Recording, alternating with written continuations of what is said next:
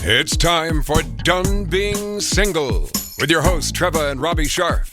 If you're dating the same type over and over again, making the same mistakes and not finding love, then you're not done being single. What you need is some tough love dating intervention, Trevor and Robbie style.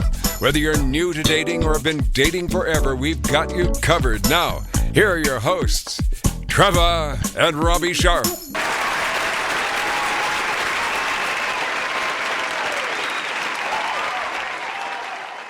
Oh, how I miss that applause. You don't hear it that often? Not enough, and we haven't heard it for 10 months. It's been a long time. It hasn't been that long. Yes, it has. June. Okay. But it's okay. June's yes, it's still a long time. 20 years ago. Welcome COVID back years. to everybody. Hello, everybody. Welcome back from the Done Being Single World Headquarters. Abyss. So, how are you? How have you been?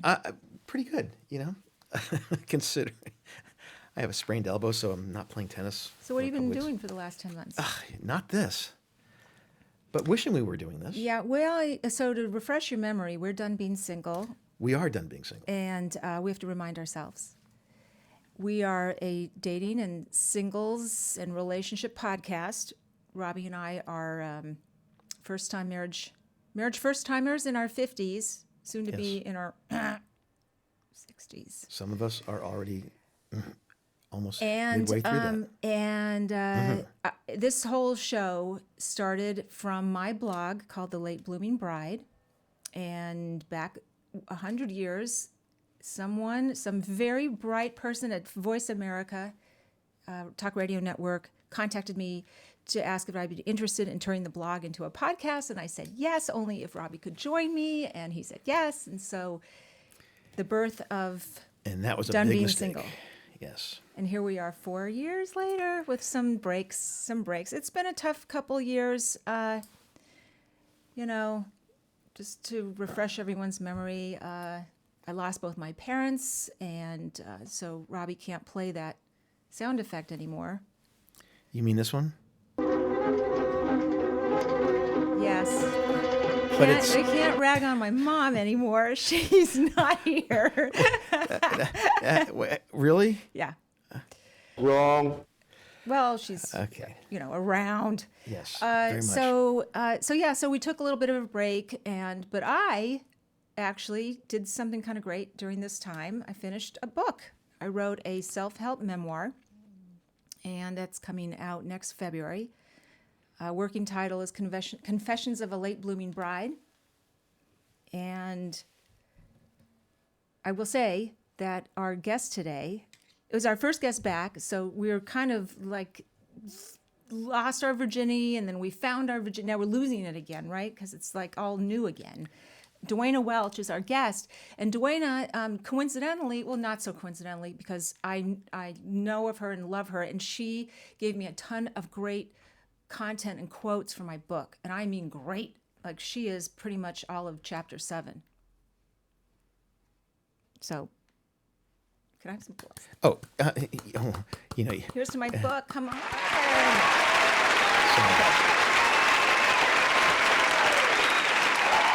Okay. There's lots of great tips and ideas and yes, it is for men and women, not just for women. It's self-help. It's got tons of tips and tricks and hacks, and it's woven in with a lot of memoir material and stories and anecdotes from my swing and single days and how you and I met and your story, our story.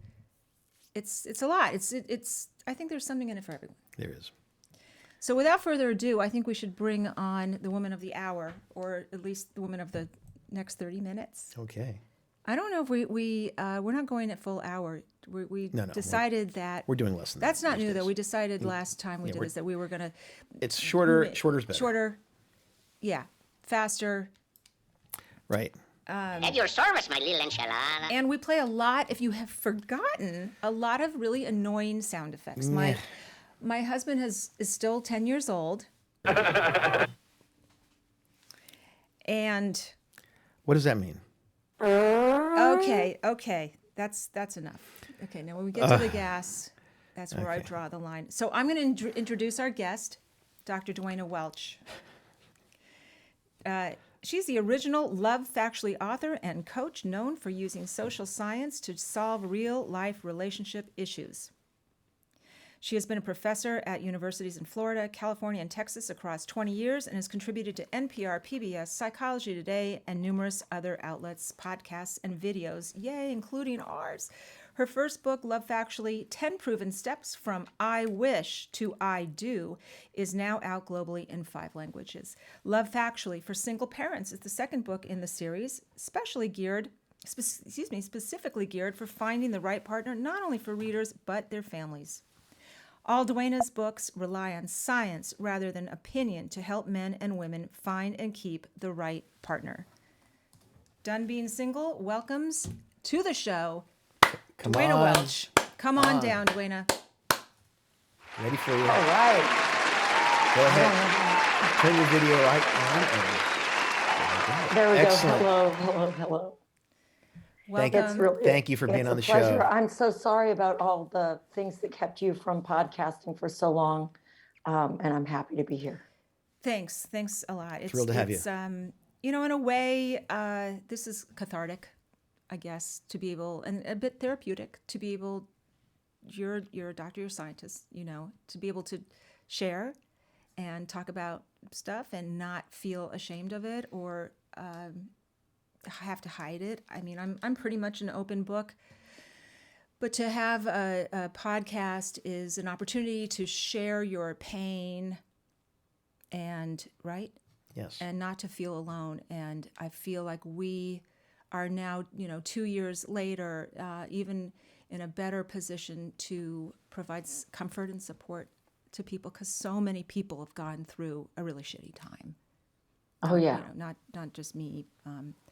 So anyway, I read your bio, but I feel like I want to hear it from you in terms of what you do and what makes you so great and why I love you and why I included you in my book, because the title of the show right now is, what's the title of the show? Are we hardwired to date a certain way? And you know what? I got to tell you, I wrote this book from the point of view of a late bloomer, and I am. And I'm also the point of view of a woman in her late 50s who got married very late in life. And my husband is in his 60s. So we come to this whole dating thing from another generation, right? And so, and I make fun of me because I'm a church lady. And I'm like a relic. Well, isn't that special? Sorry. And so I need you to help me out here, because there are things that I feel that are just evergreen, that are eternally forever. And romance is one of those things. It just should not be touched. I feel like in a way it's so precious and it's such an institution and we can't mess with it. But this generation is different. They're all about women making the first move, and women initiating contact, and women asking men out on dates, and women proposing marriage, which is, oh my God, that's horrifying. But enough of me. Let's hear it from you. Please. Well, first of all, thank you so much for that very kind send up. And I have to apologize for my voice. Now that I'm out in the world after having sheltered in place for what seems like a lifetime, I've got a cold. So if anybody gets my audiobooks, I don't sound like this. I'm not that annoying. I think it's sexy. It's very sexy. It sounds Sexy. good. Thank you. Go Thank with you. it. I'm trying hard to Okay. be intellectual yet sexy. So thank you for noticing. Well, you're sexy just by virtue of your brain. So, right? Well, my partner agrees with that. Thank Okay. God. You're hot, babe. You're hot. Okay, go ahead. Sorry. So I have a new edition out of my book. This just came out in February 2022. And everything in the first edition, which you read and quoted, I can't wait to read your book. It's all true. Like, none of that has changed, but there's more.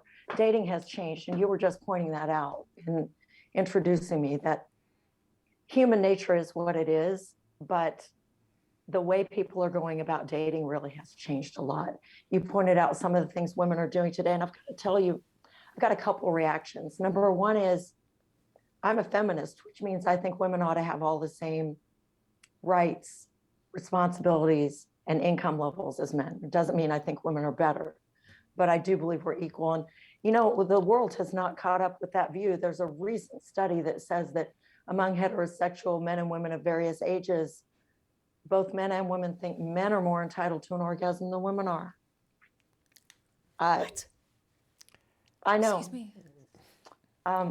Wow. Where are those guys? So on the sort one them out. hand, we're saying, well, women can ask men out and even propose marriage and all that stuff. And on the other hand, we're still not equal in bed. How does this make any sense? So I really want women to be able to do everything that men do, and we can. The problem is that we get punished for it in the realm of dating, and that's because I won't go as far as to say that our inherited mating psychology is hardwired. I wouldn't go so far as to say if birds have a hardwired way that they court each other. They do. They have a very short leash. Their behavior is more instinctual, and they have to do the things that they do when they're courting. Humans also have a mating ritual, but our mating ritual has a much longer leash on it so that we can respond much more to context, such as contexts in the Western world that say that women can ask men out. The issue comes about when we butt those modern contexts up against the fact, not fiction and not hypothesis, the fact that our mating psychology comes from a time that's well over 45,000 years old. It's very prehistoric. Right. And so the things that women want, for example, the reason we want them is not just our modern context, it's our ancient context. We want somebody who can and will provide and protect, even if we've got a lot of money, even if we could hire security guards, we still want a partner who can do that for us. And it's why 80% of women everywhere in the world say that they've got to have a man who's at least 6 feet tall, even though a small percentage of men are 6 feet or taller. Somebody told me, well, 6 feet, that's not even tall enough. I want somebody 6'4". So I went and looked up what percentage of men are 6'4" in the United States and North America. Do you know what percentage that is? No. 1%. That is the same percentage as it's the same percentage as the percentage of Americans with schizophrenia. It's rare. So, and in fact, it's half as frequent as the percentage of Americans with schizophrenia, because that's all Americans. It's 1%. It's only men who have 1% at 6'4". So when women value that, in other words, when they do things that are contrary to the modern context, it's shooting yourself in the foot and reloading. Women in the ancient past wanted the big man because there was lawlessness, and rape was at its height. Physical violence was at its height, and women needed that physical protection in a way that normally we don't need anymore in the Western world. So what I'm saying in part is our evolutionary heritage has in some ways prepared us for a world that doesn't exist anymore. But it is what it is. We have to shake a tail feather in the way that men respond to. Right. Because that's the human mating ritual. It's not just a game. Okay. So the the human mating ritual. yeah. Do men just inherently need to pursue, hunt, and chase? I mean, is that hardwired into men? And what happens when that is disturbed, or that is no longer? Is that always going to be the case? Do men? I guess I should ask the man here. How do you feel about women asserting themselves? It's, I've been thinking about this since I was reading your bio and thinking that some men are just like alpha males and want to be in control of situations and dating and being the aggressor, being the hunter, as is the norm for the past 45,000 years that you've been talking about. So, I mean, or it seems like that's the norm. So when somebody is put in a position where somebody else is taking over that role, the man has to be comfortable with himself enough to say, okay, you can drive. I'm okay with that. I'm all right with that. My concern would be, is that a dynamic shift that really can affect the relationship long term? Because it just brings to mind, can two controlling type people be Masculine energy. compatible that way? And I mean, I think that we are that way, and I'm happy to let you take control, but Yeah. it took you a long time to give up any control when we first met too. Okay, well, yes, but the mating ritual, as Dwayna's telling us about, is set. It's sort of set. I mean, at least for people of our generation, I let you pursue me. Right, but as soon as I as soon as I did, you you felt the need to control certain situations Well, until you that- felt comfortable with me. Yeah, but that's just my own quirk. Anyway, Dwayna. And No control- I realized you know. that immediately, and I said, okay, I'll go with this. Yeah, but for the most part, I definitely subscribe to the man should do the pursuing, and I guess that isn't really the case anymore currently in today's modern dating culture. What say you, Dwayna? So evolution isn't done. We're still evolving. And in fact, recent genetic evidence shows that we're evolving faster and faster and faster. So evolution, it doesn't proceed at a constant rate, in other words. Some aspects of the mating ritual are hardwired. Men prefer women with a 0.7 waist to hip ratio, a waist that is approximately a third smaller than the hips.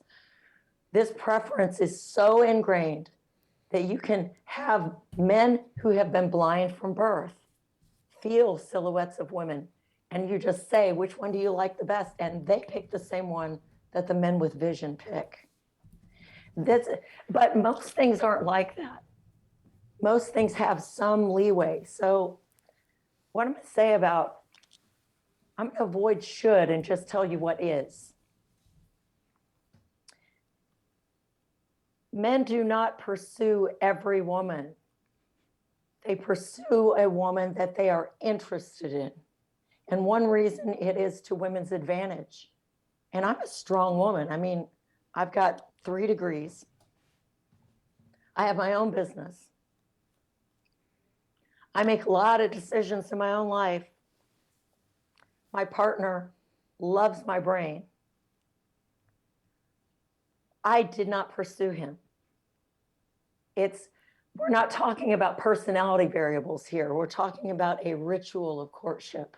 So you can be a really strong woman and a really accomplished woman, and the courtship ritual is still to the woman's advantage, not just the guy's advantage. So how this works is men tend to know that they want a woman because they're making effort. If they're not making an effort, they get confused and they don't know if they want her. Similarly, when women have sex very soon in a relationship, like first, second, third date, which is what's normal right now in the Western world, men's dopamine levels do not get time to rise. Men don't fall in love without dopamine. What this means is women's perception that men just don't want commitment, they're players, they're only about one thing. It's actually not accurate. Men are just as likely as women to want commitment, but they want it with the person that they pursued. Mm-hmm. So when women take away men's pursuit, a lot of men who really actually want to fall in love don't. This is so true that there's a gay matchmaker out there. She's not gay. She matchmakes for gay men. She makes every man who signs on with her read my books. They have to read it, and then they have to sign a contract that says they won't have sex until they're in love. And the reason for that is when you've got two men, there's no barrier to getting sex right away. There's nobody ever saying no. And so gay men have the same mating psychology as all men. They want someone that they pursue, but in a context where nobody is waiting, there's not any pursuit. It doesn't happen for long enough for dopamine levels to rise.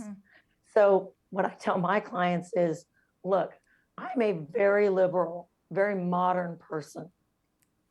I am not telling you to do this because grandma said so, or because your church said so.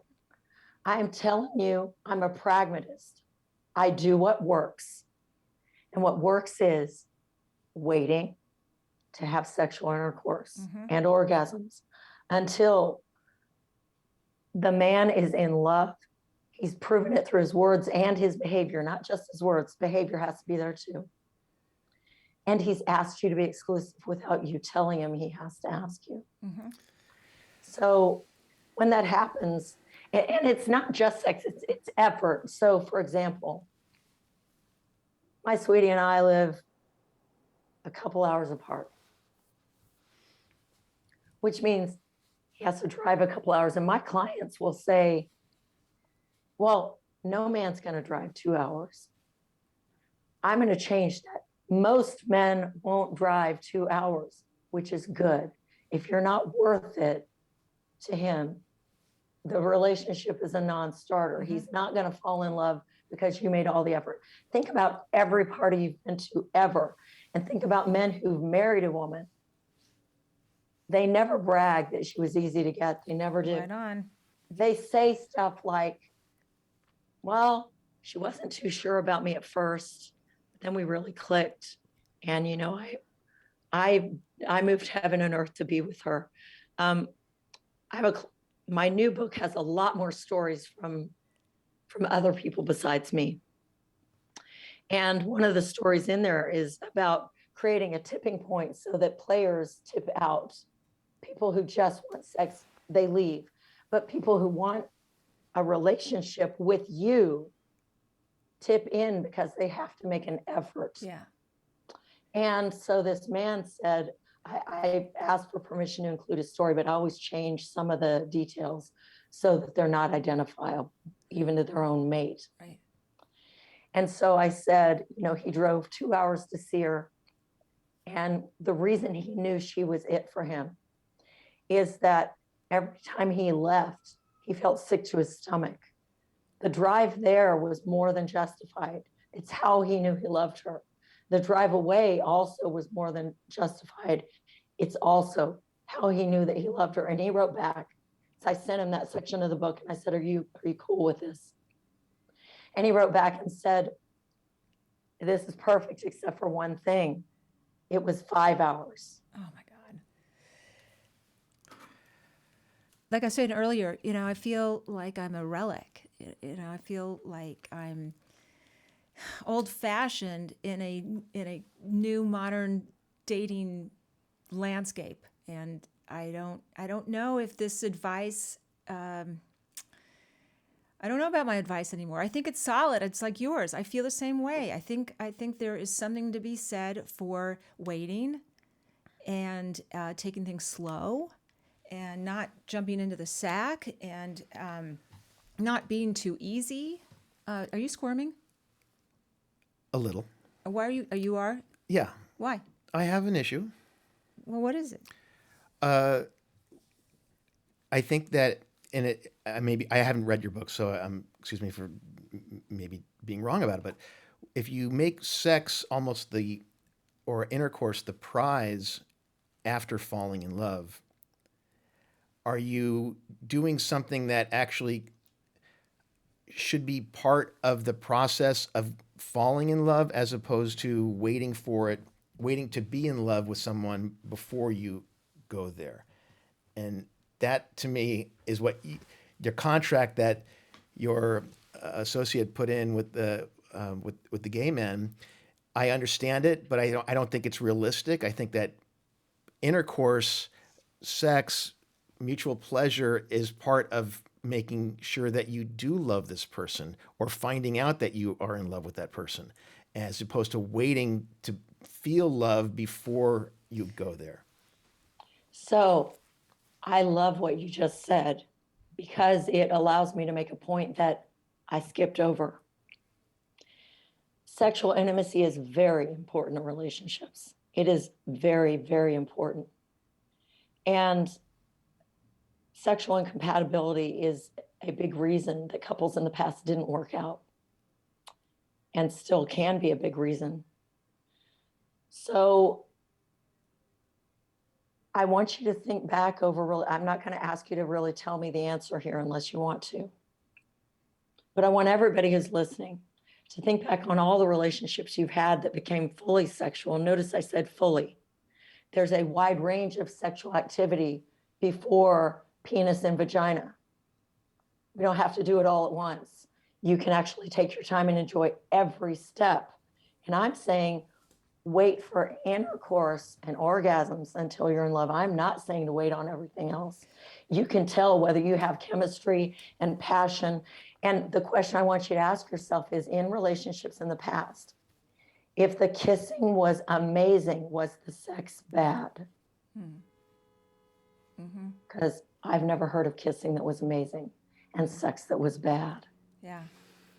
Oh, stop it. No, it's yeah. Kissing is a first step. Obviously, I think that's the first step, and that may happen, a date or 2 or 3 in, and that's, and you may be overlooking someone who is a okay kisser or a great kisser to get to the next level whenever that happens. So I agree. There's a huge arc of what intimacy entails. And it can be so much fun. Yeah. Yes. My partner and I are soon to be engaged. We're not engaged quite yet. Congratulations. But when we first got together, I follow all my own advice because it's not my advice. It's my conclusions based on a lot of science. So I know that I need to do this too. I don't ever ask anybody to do what I'm not willing to do. And there's not a calendar date by which you should have this particular amount of sexual activity. It's how genuinely intimate the two of you are and how bonded you are emotionally. It doesn't have to take a long time. It could be a couple months. So when people go, oh, I can't do that, I'm not asking you to wait 5 years or 1 year even. But when Carrie and I first got together and we were first talking on the phone, we met online, we were first talking on the phone, I was very straightforward with him that to me, sex is a big deal and that I prefer to wait until both people are in love and feel that they're ready to be exclusive. And in fact, I make everybody get a full sexually transmitted infection panel, a blood screen done. One of the fastest growing groups of people getting STIs is people over 50 and especially over 60 because they believe they can't get pregnant. So why? Well, I'm not willing to get an STI. So I said this knowing that I was creating a tipping point. A player will immediately stop dealing with you at that point. And I don't have time for that. I'm not into that. It's a good test. Good filter. Very good test. It's a great filter. So I said, in fact, my goal is to only ever hold hands with one more man ever again. Oh, you should see, we're holding hands. Yeah, the two of you are great. I love seeing how the two of you are together. And You should have seen us last night. I made Robbie wait a really long time to have sex. I thought I made you just wait. last week. 8 years I made him wait. Yeah. No. You are so right. I love what you say and how you think, and it's so it's wonderfully old-fashioned and yet really, as you said, relevant and practical. and again, and I want to be clear. No, when I was early 20s, I didn't date like this. Right. I don't think anybody did. I honestly, I think that we're trying to find out who we are and who we are with others and what sex is about. And Well, where I came from, people dated the old way. Yes. But then I left that place And I moved to a place where everybody was getting their PhD, and we were more experimental in our lives than that. And I didn't date this way. And so I want to reemphasize, this isn't because I'm old fashioned. This is because it was what works, and it was what feels right to my heart and my way of being. It's not because somebody told me I had to be this way. It's because it works. Yeah. And I don't mean it works to manipulate men to feel a certain way. Notice that men have the total freedom to feel however they feel. I didn't say you have to fall in love with me. I said, here's what I'm comfortable with. If he wasn't comfortable with it, he could leave. That's right. Good. I didn't say it that way, but no, but that's the empowered. And he stuck it out, and some other people did leave. He is the only person I ever held hands with again. And when we held hands on our second date, we had planned to hold hands on that date. We really enjoyed every step of getting to know each other physically. We didn't rush it, and it was so fun. And it was mutual, it sounds like, which is so important. It has to be very mutual. Much so. Again, it's not the case that men just want to hit it and quit it. Look, it is the case that men are more biologically primed to be willing to have sex very quickly and with more partners. That is a fact. And it's a fact everywhere in the world. Even if you ask people how many people they fantasize about having sex with, or if you ask young people, how many people do you think you want to have sex with over the course of the rest of your life? Men give much higher numbers than women give on these questions. So, there is a biological aspect here, but men also want commitment. They want to fall in love. They want to become devoted to one person. They want to work for that person. Correct. You think about making it to the Final Four in basketball. Right. My partner is a basketball fan. And if his team made it to the finals, and the ref said to both teams at the very last game, you both made it all the way here. I just don't think you should even have to play this game. I'm going to flip a coin. Yeah. And your heads and your tails, and whoever gets, if it flips your way, you won, and you don't have to play the game. I'm just going to hand you the trophy. Well, he would feel ripped off by that. That wouldn't make his day. Men want to work for what they have. They want to work for their car, they want to work for their house, they want to work for their degree, and they sure as hell want to work for their woman. Preach.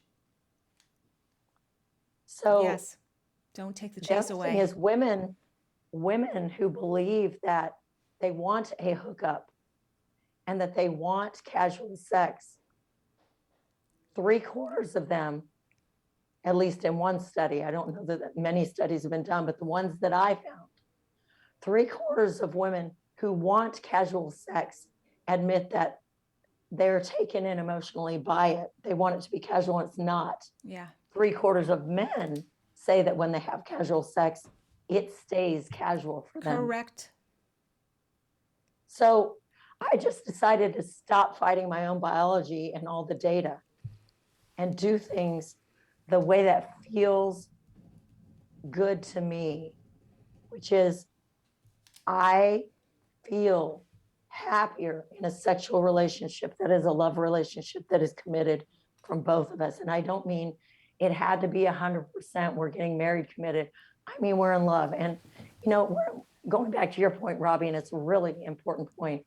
I also said to him, look, I get it if we reach the point that we're in love. And if the sex is terrible and we can't make it great, that's a deal killer. We're going to walk. Yeah. But I also get it that I've never met a fantastic kisser where the sex was bad. It just doesn't happen. So I think we're going to be able to work this out. And what is that? What are you pointing to? That you're as good you're as good at, you know what I'm saying? No, say it. I want to hear it. He's saying you're a love god. You are. He's. Thank you. That's very He's sweet. The package. Thank you. And his package is the package. No, he's a kisser, and and more. He's a great kisser. It takes two. It takes two to be thank you. Kissers. It's but not just I just want to say, because I know we're coming to the end of this. Are we? Only if we want to. Okay. I just cannot.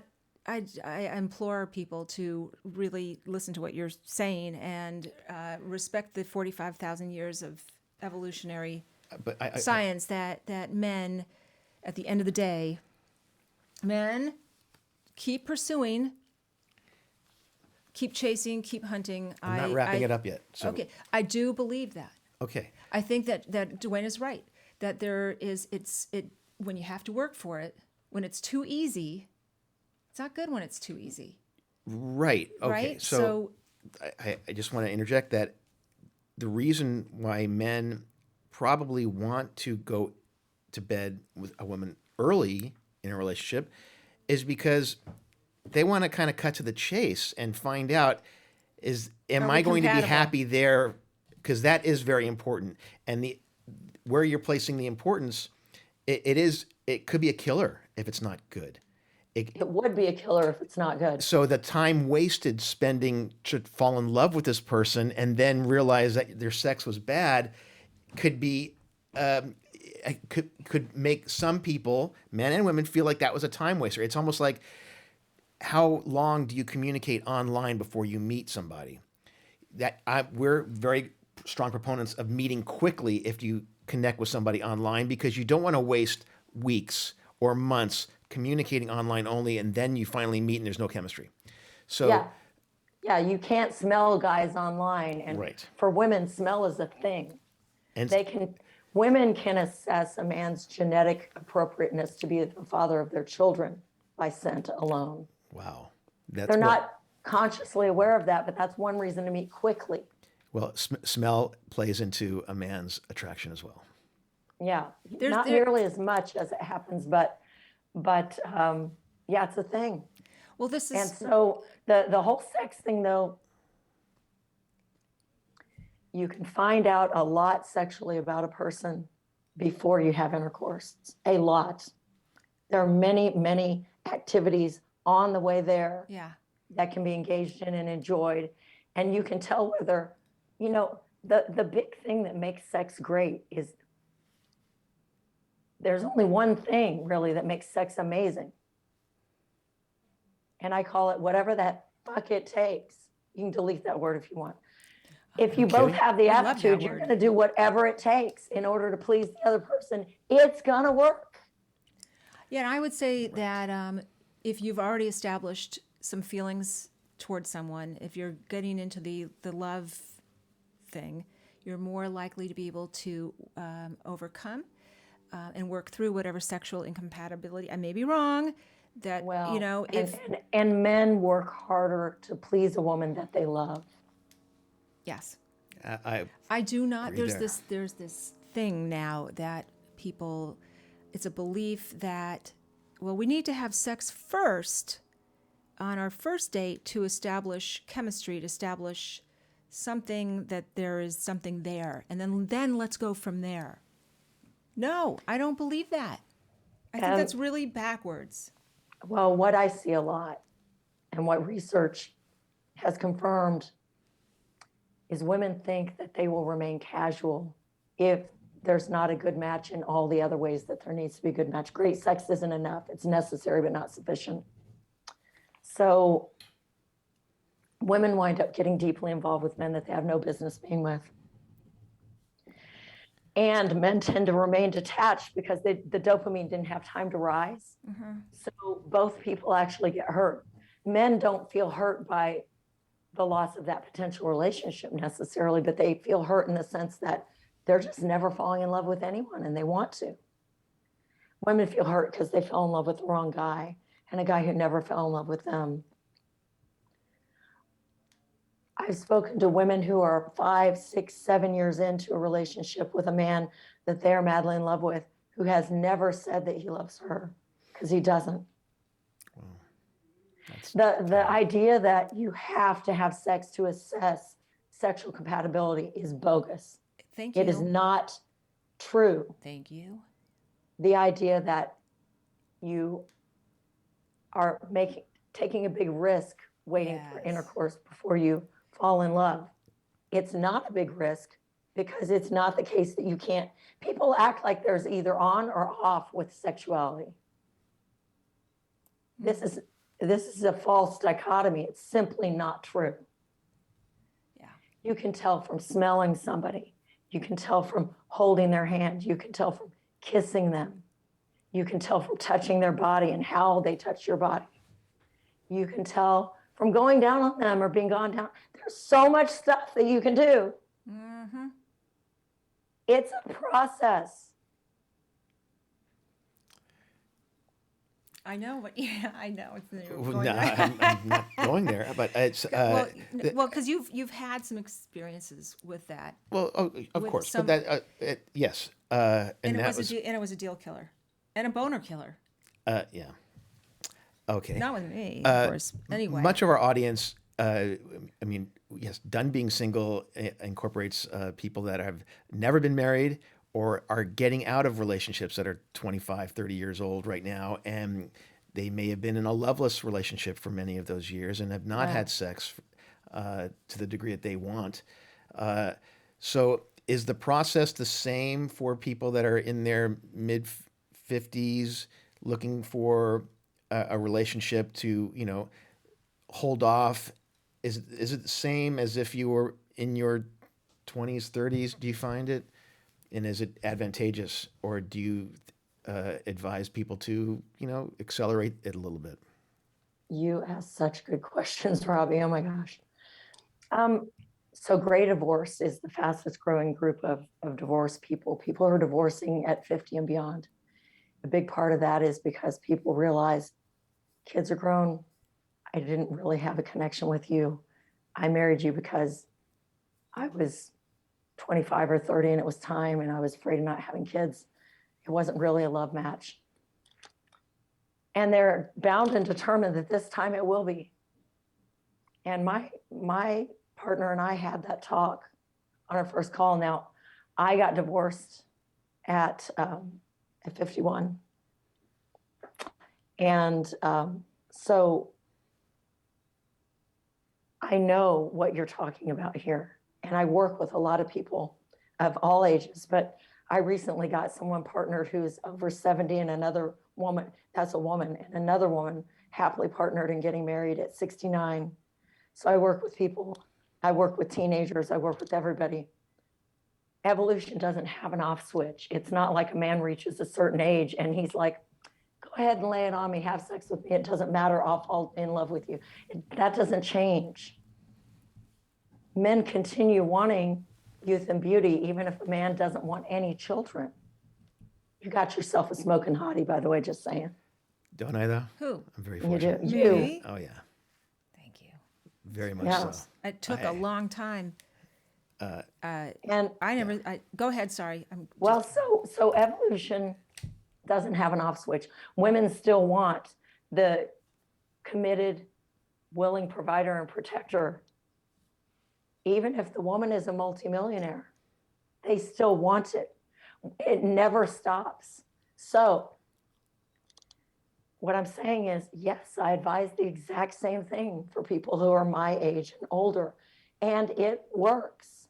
It gives everybody a shot at what they really want, which is great sex and great companionship and someone with similar values and someone who likes doing the same stuff you do. Sex is not the only thing that's important in a relationship. When I met my partner, on our very first phone call, he said he was looking for hell yes, that the reason he had been single so long, and by the way, he's 60 and also had a great divorce. He said, I heard this talk about finances where this guy was saying, you only have so much money to invest. So if there's any hesitation at all, don't invest it. This is hell yes or no. And then he heard some guy talk about relationships, about choosing a life partner, where he said, it's hell yes or no. If it's not hell yes, it's no. And Carrie told me, he said, that's how I'm looking at this. It's either hell yes or no. And he said, in fact, I take it a step further. It's fuck yes or no. Love it. And even though I've been doing the job that I do, helping people find love based on fact, not opinion, I had never really thought about it in those exact terms. And I said, you know what? That's what I'm doing too. And we are not settling. No. We did everything I'm talking about, and we are not settling. My clients are not settling. Yeah. I'm not talking about accepting a lackluster sex life. I don't want anything about this relationship to be lackluster, and it doesn't have to be. The beauty of science is it shows us what works for most people most of the time. It lets you hedge your bets. And the thing is, if you screen for compatibility in terms of your personality, your values, your ways, and you look for attraction, as opposed to the sex is what we're going to look for, and then we're just going to hope for everything else to be there. Look, you can fall in love with somebody who's dead wrong for you. It happens every day. The process I'm talking about lets you fall in love first with somebody who is right for you. Mm-hmm. The other thing is, sex is not like this binary thing where it's either great or it's not. It's something that if you love somebody and you're on the same page, and again, if you're with somebody who you can tell they don't really like kissing, or they're willing to go down, but you can tell they don't like it, or you can tell that they think being physically intimate is kind of icky, because there are people who feel that way. You can tell that their passion doesn't match yours. You can tell that earlier than. And that may be because of their past references, that they don't have a good example of what a good experience is, whatever those are. And so some people just aren't into it. And they can find somebody who's just not into it. Right. And they can have a wonderful life together. I have a good friend who was married for many years until death parted them to a man she adored. They had sex twice. And that was fine with both of them. That wouldn't work for me unless it's twice this week. Excellent. Do you have any tips for women and men that may, for men that may encounter a woman who is a little more controlling than they're used to? And a tip for a woman to not express that type of control too soon, to turn off a guy that may not be ready to accept that. So I believe in waiting to get fully sexual, but I do not believe in hiding your personality at all. Okay. If a woman is I'm not talking sex. I'm talking just exactly. when you're meeting. I understand what you're talking about. You're talking about a way of being in life. Yes. Don't hide that. Okay. Be who you are all the time.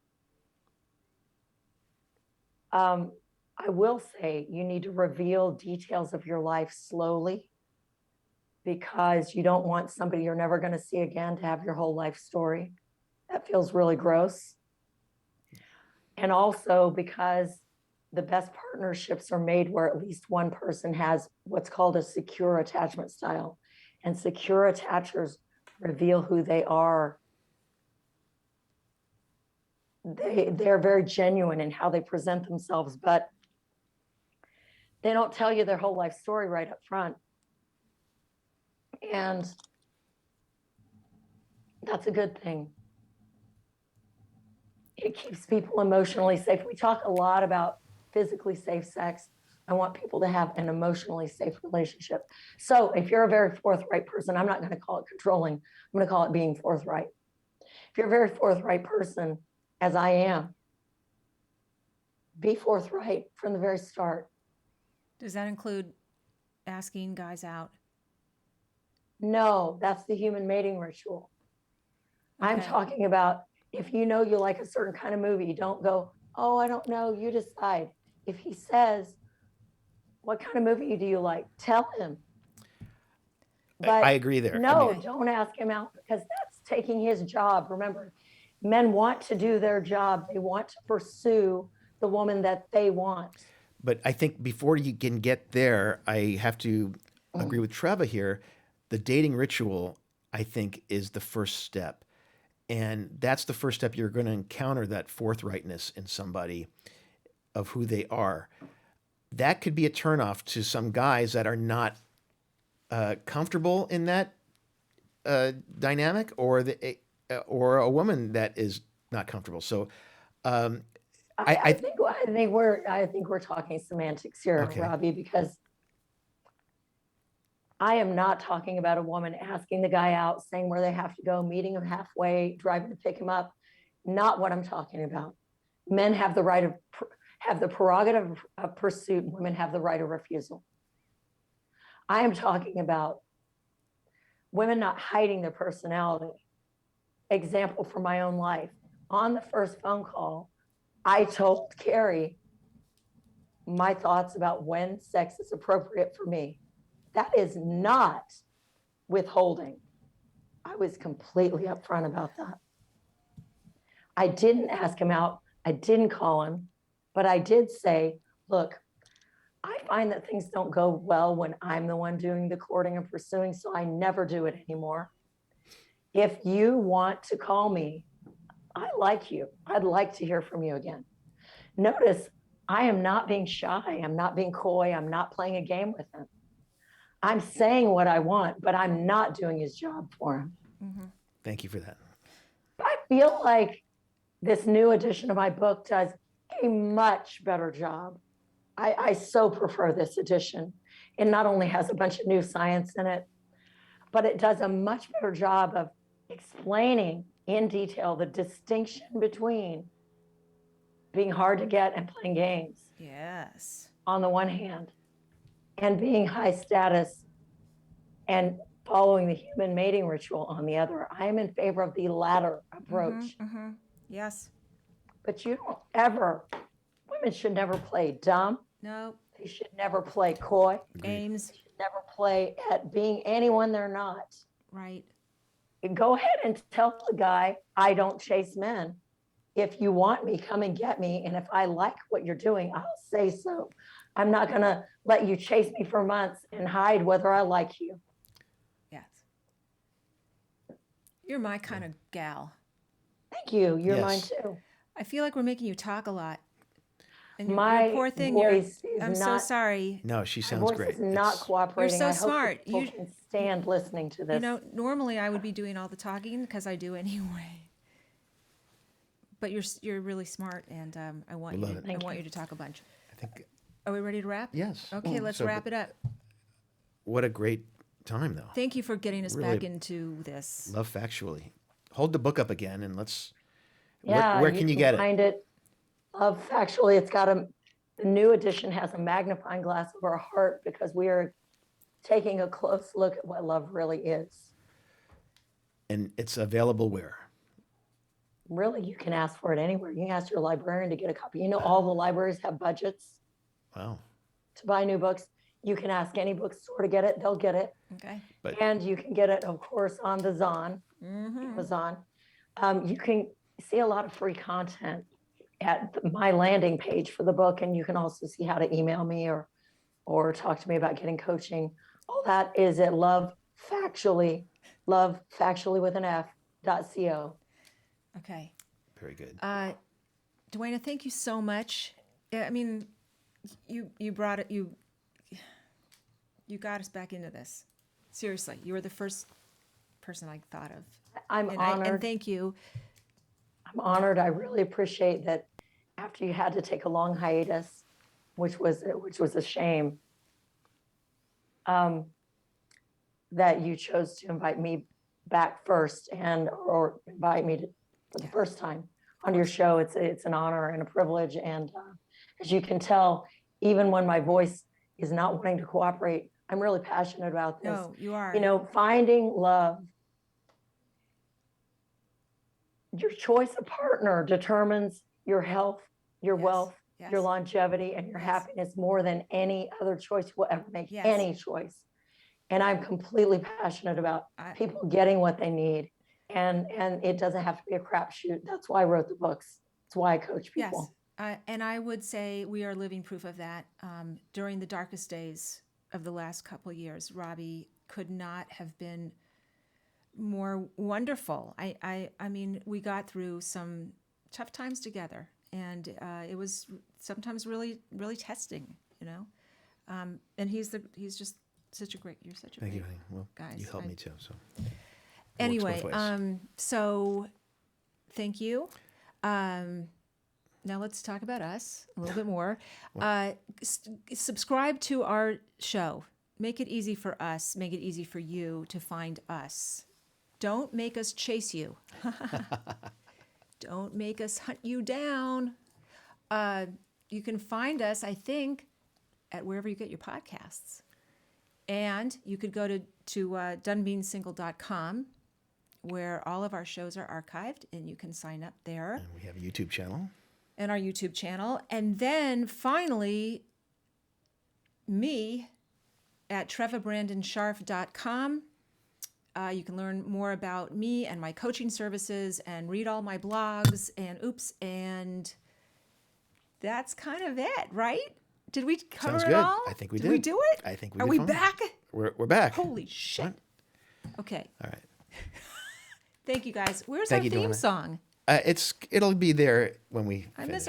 miss the theme song. Well, it's Can we there. play a little right now? Sure. Let's see if we got something. Let's to go out. What do they call it? I'm Shadow Stevens with my friends Trevor and Robbie. See you next week on Done Being Single. Yeah. Haven't heard that in a year. Woo! Okay. There'll be more than Okay. Thanks, everybody. See everybody. I don't know. Soon. Maybe next week. Very Depends how soon. we're feeling. I think we'll feel good though, right? Okay. Good. Bye. Thank you, Dwayna. Thanks, the two of you. You're a delight to do a podcast with. I really appreciate it. Our pleasure. Oh, you say that to all the podcasters. I'm Shadow Stevens with my friends Trevor and Robbie. See you next week on Done Being Single.